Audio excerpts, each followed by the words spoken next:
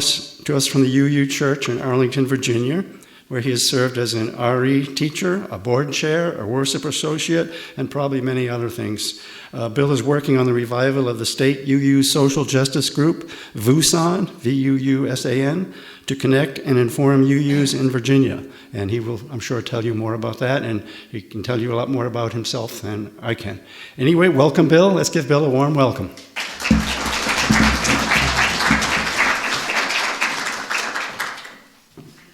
Thank you, Don. And I have a little prop here. It's a trophy, but I'm not going to talk about it until later to keep you really intrigued. Remind me to pick it up later when I talk about it. Thank you for inviting me here today. We had a wonderful trip. We took like 2 days to come down from Arlington. And among other things, the redbuds are beautiful this time of year. It's like, I don't know how long it's going to last, but it was a great trip. I'm only a grandfather, all right? The youngest is only 5 years old, so no immediate worries, but in maybe 20 years or so, I can join Gene and Jim and others to great-grandfatherhood. And I've made my connection to your congregation by virtue of the recent efforts to try to build a statewide social justice network for the 24 UU congregations we have here in Virginia. And yes, we're calling it VUSAN, Virginia UUs for State Action Network, because we Unitarian Universalists love acronyms. I had hoped that one of my cohorts from the New River Valley congregation would be able to be here today. His name is Mark Benson, but he has been struck with the affliction known as eclipse mania, and he's probably in Ohio already. So I've been able to make connections with a number of congregations, which has been very inspiring. I was able to give Sunday morning talks to the UU congregation in the Blue Ridge down in Sperryville, and to the UU Church of the Shenandoah Valley in Stevens City. And I hope to keep riding the circuit, so to speak, as the years go by. I will note that in Sterling, their congregation, they have a very similar concept of the art on the sides of the sanctuary. It's very pretty. And Stevens City has a very similar set of flags as you all have here. So I probably should start making notes on different similarities. So my faith background is Catholic schools all the way through college. But I was one of those folks who probably fit the label of you were a Unitarian, but you just didn't know it. I was fortunate to marry a lifelong Unitarian, my wife Elizabeth, who is here today. We both enjoy visiting UU congregations in our various travels over the years. I think we've been to Sunday UU services in at least 10 different states, and probably to about half of the congregations here in Virginia. We've been members of the UU Church in Arlington since the early 1990s, involved in a number of ways, and as mentioned, I had the opportunity to be a worship associate. I got that start in 2007 when I was the board chair for our congregation. That June, our two ministers were both planning to go to the UU General Assembly. The senior minister came to me and said, "Bill, we think you could handle the service for next Sunday while we're at General Assembly. Good luck."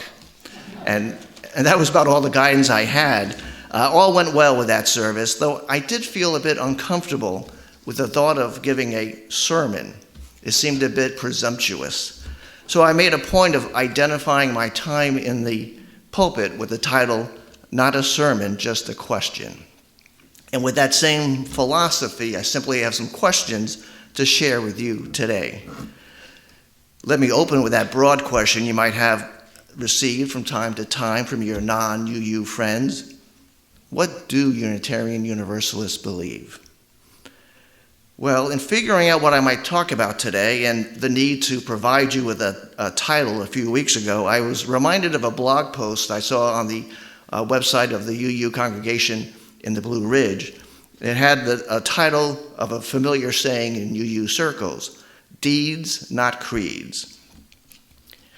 As I reflected on my ever-evolving engagement of being a part of a Unitarian Universalist congregation, I came up with the title, Deeds and Creeds, a new UU motto. And of course, I put a question mark in there, as I was not certain what my conclusion would be since I hadn't written my talk yet. To give you some more background on me, I was a high school English teacher out of college for a few years. So please allow me to bring back the English teacher in me for a moment and take a look at the word creed as to its various meanings and how it might fit within a UU framework. Now, the most common definition of creed is a dogmatic one, what might be referred to as a profession of faith. So here are two basic definitions of creed. One, a system of Christian or other religious belief. Two, a formal statement of Christian beliefs, especially the Apostles' Creed or the Nicene Creed. So, a system of religious belief and a formal statement. Now, for any of you who, like me, grew up in the Catholic Church in the 1960s or 70s, you likely remember reciting the Nicene Creed every Sunday. I imagine some of you could still recite it with me now. I believe in one God, the Father Almighty, maker of heaven and earth, and of all things seen and unseen. As I reflect back on it, that was actually a pretty poetic opening, all things seen and unseen. And it goes on, there's a reference to our Lord Jesus Christ, the only begotten Son of God, and then we move on to what was referred to at the time as the Holy Ghost, who was described as the Lord and giver of life. The Nicene Creed is very Trinitarian in belief, three gods in one. It was originally used in adult baptisms, which is why it begins with I believe. I always wonder why wasn't it we believe, but I believe.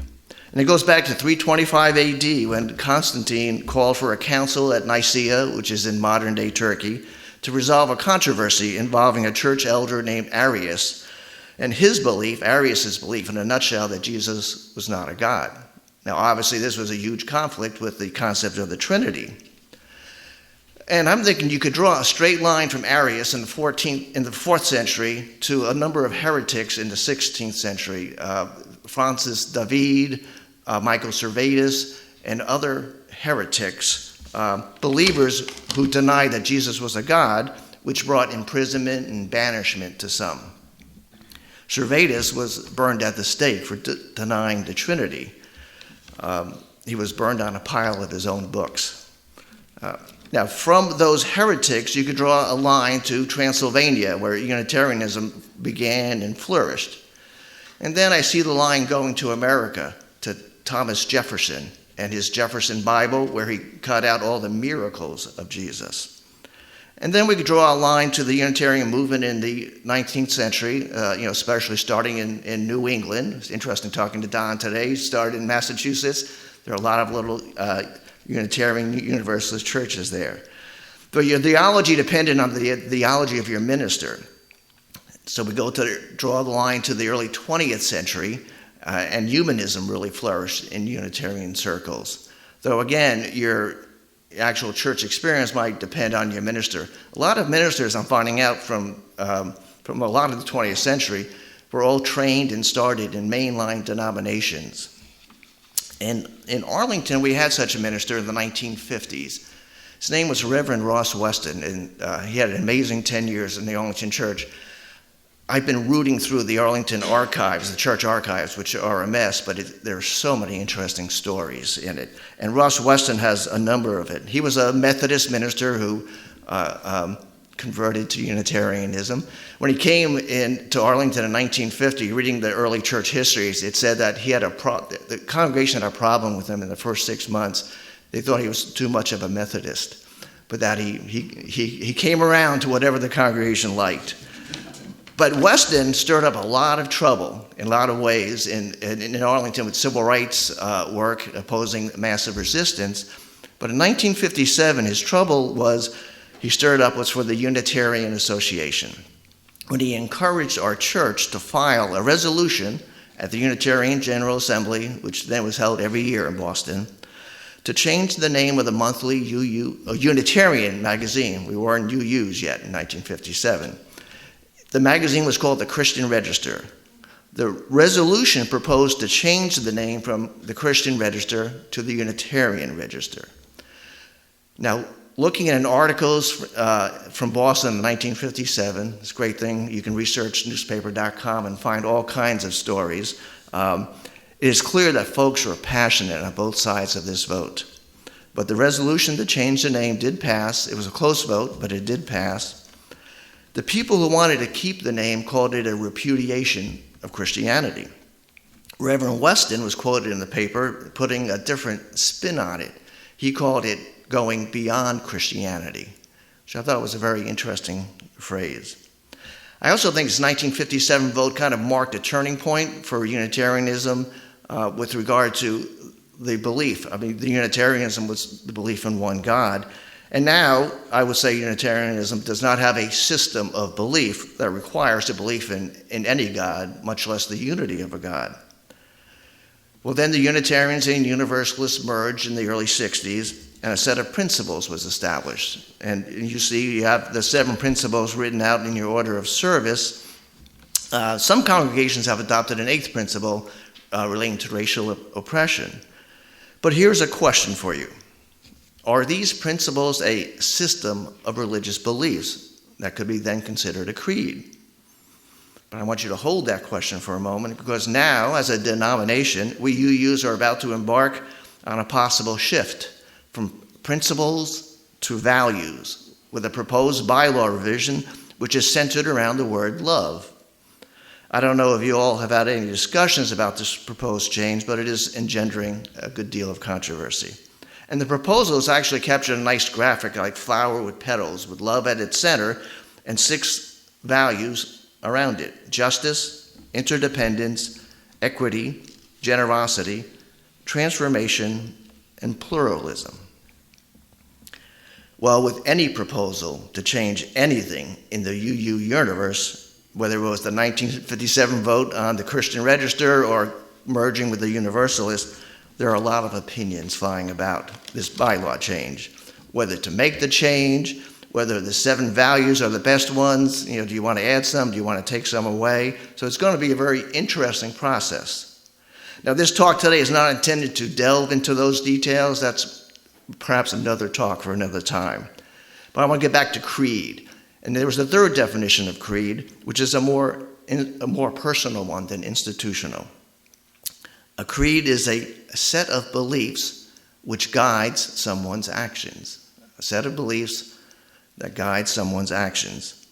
So I ask the question of myself, do I have a set of beliefs which guides my actions in this world? Now, such a question calls out a need for a lot of reflection, right, on both your beliefs and your actions. So let's start with beliefs. Some of you may recall the 1950s journalist Edward R. Murrow, who had a radio program called This I Believe, where he solicited from the famous and the not famous short essays which had to start with the phrase, "This I believe."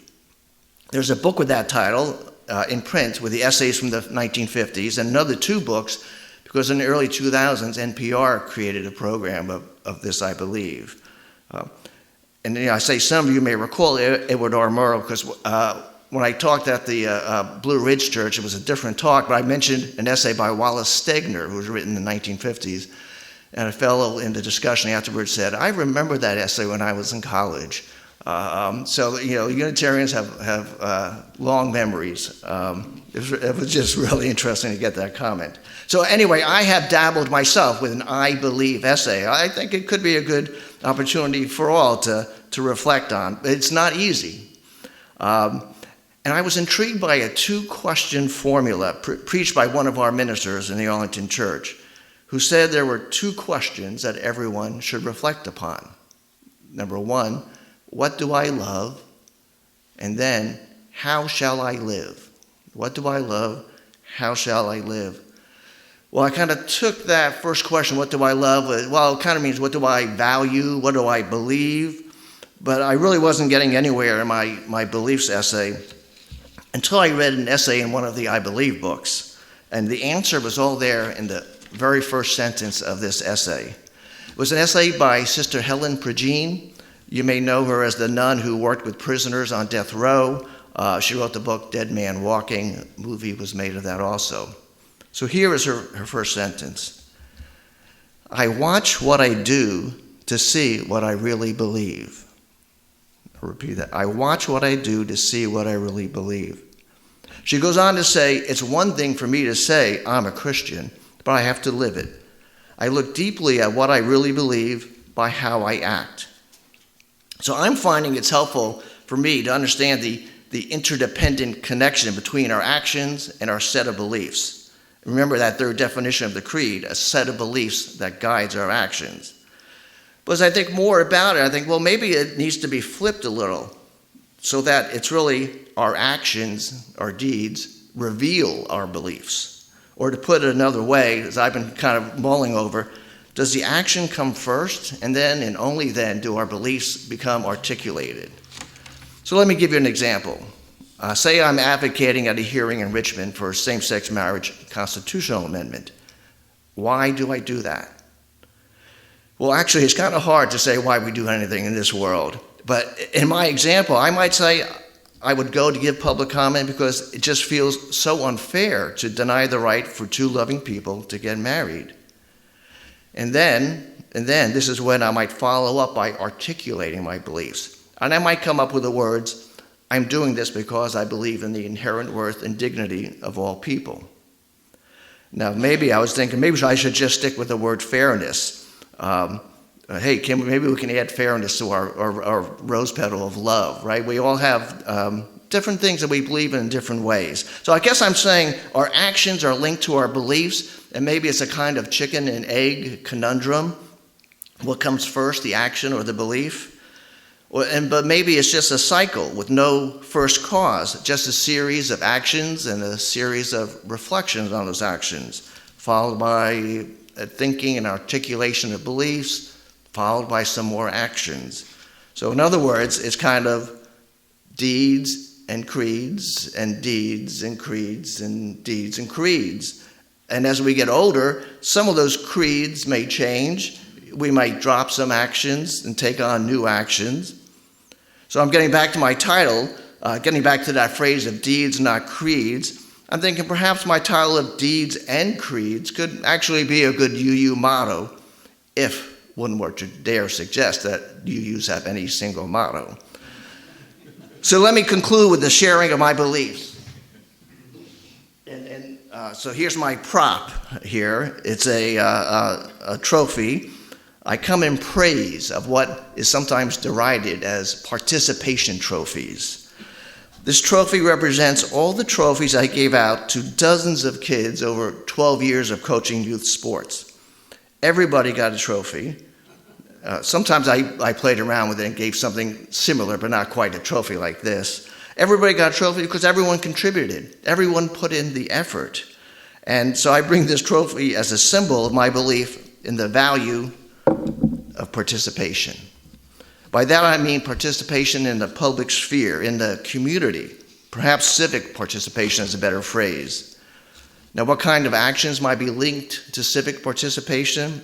Certainly it means voting, it means protecting voting rights, it could mean a lot more, running for office, writing a letter to the editor, if you're brave, writing a comment online to an article, giving a public comment at a county board meeting, at a school board meeting on various issues.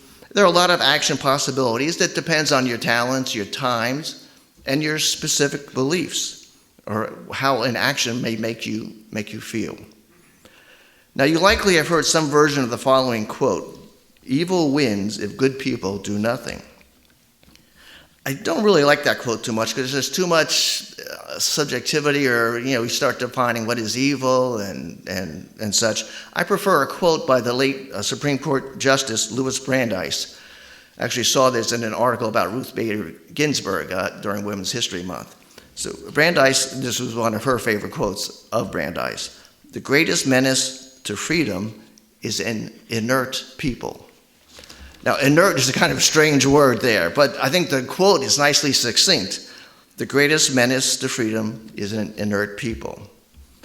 So, and I often think of the advice, similar advice, of the singer-songwriter Harry Chapin, perhaps best known for his song Cat in the Cradle in the 70s, but also known for his advocacy work during that time and his attempt to try to eradicate world hunger. His advice consists of 2 words, and it happens to be the title of an excellent documentary about him, if you can find it. It was called Do Something. So as I kind of conclude, I urge all of us to do something. So I would say, this I believe. Let us all participate in the civic life of our community, our state, our nation, of this globe that we work on. So thank you for inviting me here today. It's been just a great visit. Thank you so much.